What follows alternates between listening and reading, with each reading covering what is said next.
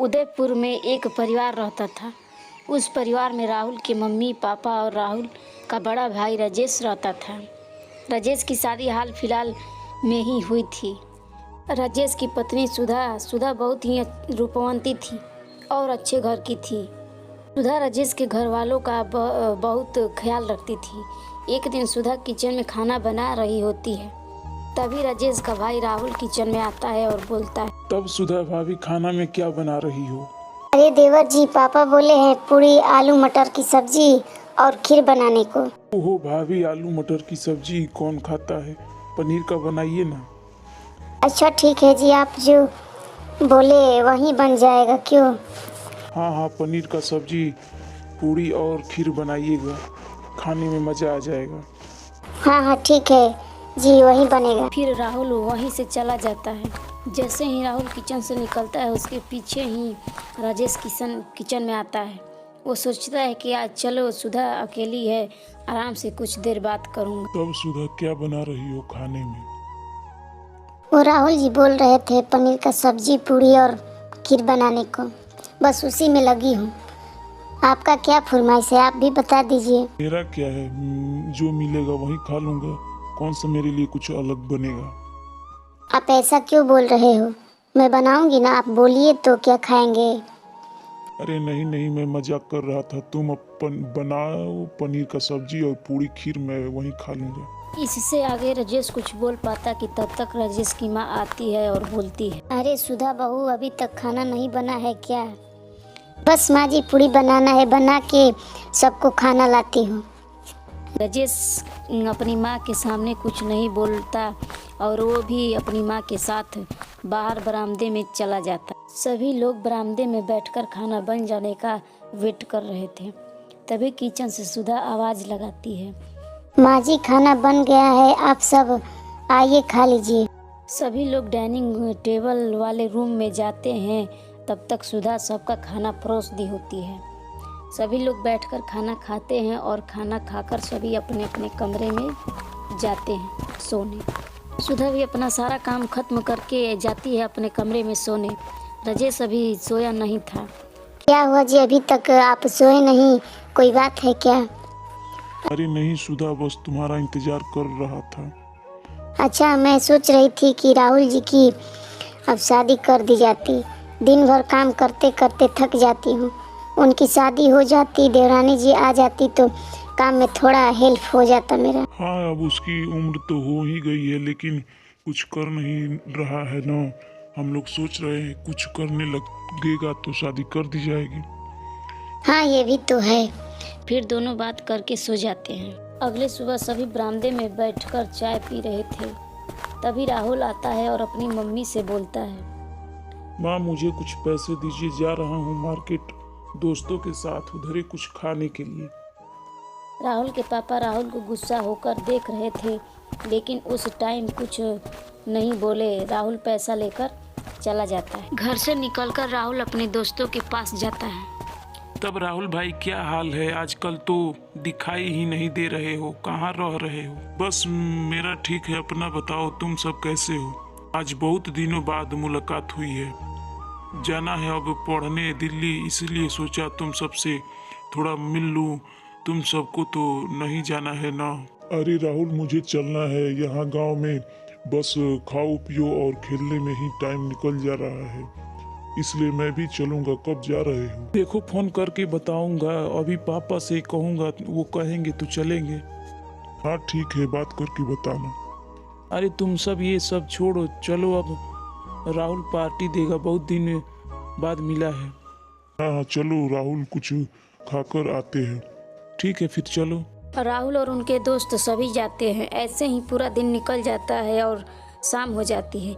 शाम को राहुल घर आता है, तभी राहुल के पापा बोलते हैं, कहाँ से घूमकर आ रहे हो इतना लेट तक? बस पापा, जाना है दिल्ली, तो गया था सुजीत के घर की, वो जाएगा कि नहीं। आप क्या कह रहे हो, जाऊं कि ना जाऊं?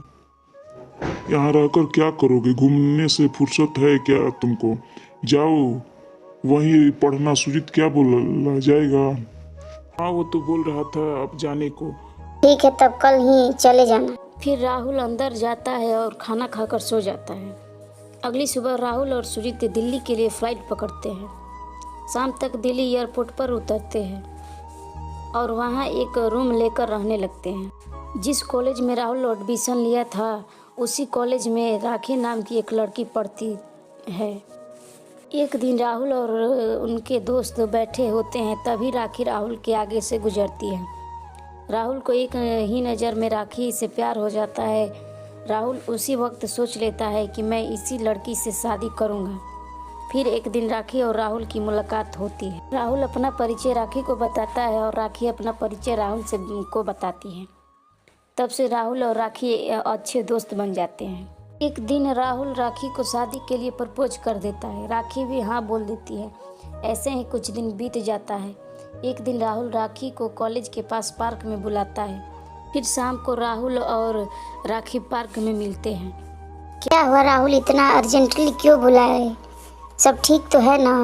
अरे राखी, हुआ कुछ नहीं है। मैं सोच रहा था कि तुमको गांव ले जाऊं और अपने परिवार वालों से बात करके अब हम लोग शादी कर लेते हैं। क्या बोल रही हो? ठीक है, मेरा तो कोई नहीं है अभी, तुम ही ना और तुम्हारा परिवार है मेरे लिए। हाँ हाँ, कल तुम रेडी रहना, मैं तुम्हें आऊँगा लेने। क्यों, कैसा रहेगा? हाँ ठीक है। फिर दोनों बात करके अपने अपने रूम पर चले जाते हैं। रात होती है और राहुल खाना खाकर सो जाता है। सुबह होते ही राहुल राखी को लेने उसके रूम पर जाता है।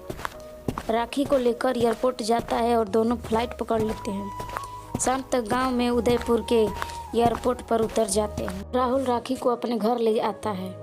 राखी बहुत ही रूपवंती होती। राहुल के घर वाले राखी को देखते ही रह जाते हैं। राहुल राखी के बारे में सबको बताता है और ये भी बताता है कि राखी से शादी करना चाहता हूँ।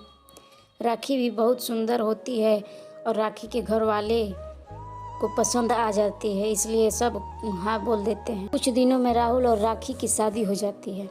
कुछ दिन अच्छा से बीतता है। एक रात राखी उठकर किचन में चुड़ैल के भेष में कुछ खा रही होती है। तभी राहुल की माँ पानी पीने के लिए किचन में जाती है तो वो देखती है कि चुड़ैल राखी के रूप लेकर राहुल के कमरे में घुसती है। बाप रे, ये राखी बहुत चुड़ैल है। अब मैं क्या करूं? किसी से कब बताऊंगी तो मेरा यकीन ही नहीं करेगा। ऐसा करती हूँ, सबको पहले दिखाऊंगी, उसके बाद ही कुछ होगा। सुबह होते ही राखी सबके लिए चाय लाती है। राखी को देखकर राहुल की माँ डर जाती है। अरे माँ, क्या हुआ? तुम डर क्यों रही हो? कुछ नहीं बेटा, बस ऐसे ही।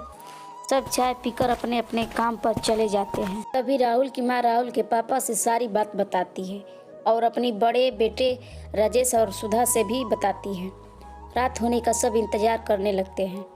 रात होती है तो वो चुड़ैल किचन में जाती है और कुछ खाने लगती है।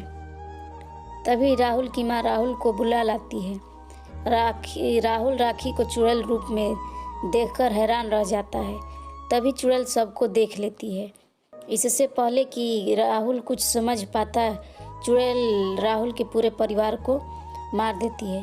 तभी चुड़ैल राहुल की तरफ बढ़ती है। मुझे मत मारो, छोड़ दो, मैंने तुम्हारा क्या बिगाड़ा है? तुमने कुछ नहीं बिगाड़ा है, पर मुझे चुड़ैल राज की रानी ने कहा है कि 11 व्यक्तियों से शादी कर लोगी तो तुम्हें अमर बना दूंगी। 10 से तो कर ली हूँ, 11वां तुम। इतना बोलकर चुड़ैल राहुल को मारने के लिए आगे बढ़ती है। तभी राहुल किचन में रखा हुआ गंगा जल उस चुड़ैल पर फेंक देता है। गंगा जल उस चुड़ैल पर पड़ते ही चुड़ैल जल कर राख हो जाती है और इस प्रकार राहुल अपनी जान बचा लेता है।